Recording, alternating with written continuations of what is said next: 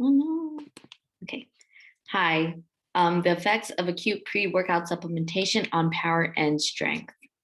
Before we get into it, let's talk about what is pre-workout and the effects it has on our body. So, pre-workout is a nutritional supplementation that is energy boosting and contains caffeine. It helps enhance endurance performance. So, it helps increase time of play, delays fatigue, and decrease perception of pain and effort. So, general information, we're going to talk about the main purpose, population, methods, performance, and breakdown of the week. So, the main purpose of this study was for researchers to determine the acute effects of caffeine containing pre workout supplementation on a plethora of measures of performance, which are the following: anaerobic power, upper and lower body power, and upper body strength. So there were 13 men who volunteered to participate in this study. Their average age was 24 years old, average weight was 83.4 kilograms, and average height was 180.3 centimeters. So each of these men at least participated in one or more of the recreational sport activities, being tennis, running, cycling, resistance training, and swimming. So the different methods used were randomized trial, double-blind clinical trial, and a crossover trial. So the randomized trial was that these men were picked at random for which group they were going to be. The double-blind clinical trial was both the tester and the subject did not know if they were getting what treatment, just to avoid bias. So group A could have had the placebo in week one, and then group B had the pre-workout, and then week two, group A now has the pre-workout and group B has the placebo.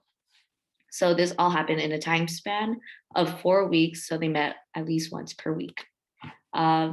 Different performances from left to right, images being this one all the way to here. We're going to talk about the upper body power, lower body power, upper body strength, and anaerobic power.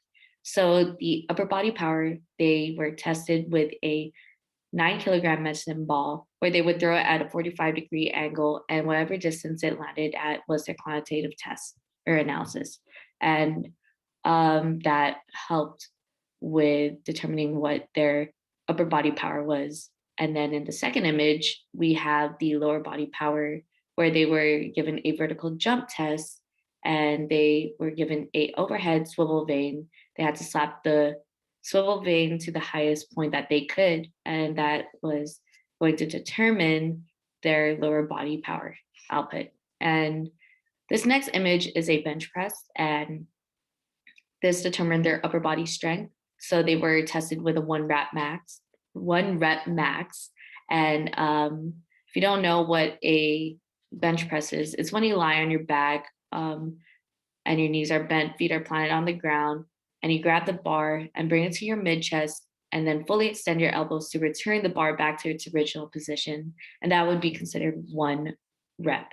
So as a warm up, these men were told to do 12 reps. And then afterwards, they were told to do 75% of their perceived max. Then 3 to 4 trials, they would slowly increase their weight to see where their one rep max would be.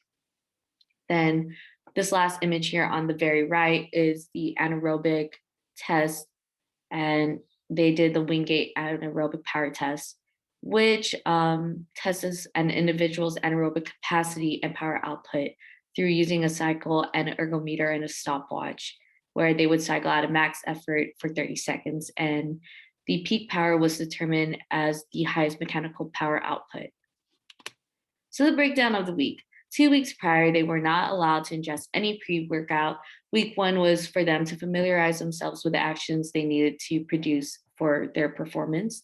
Week two was their baseline performance. Week three was when they were given the treatment of either the placebo or the pre-workout itself, and it had to be consumed 20 minutes prior to the actual performance. And week four was the crossover trial. So if week three, group A did the placebo, week four, they would now do the pre-workout. So major findings was that there was a significant difference with their anaerobic power based on the numbers given in the Wingate anaerobic power test. And there was no significant difference observed on the upper body and lower body power or upper body strength test with pre-workout. Thank you.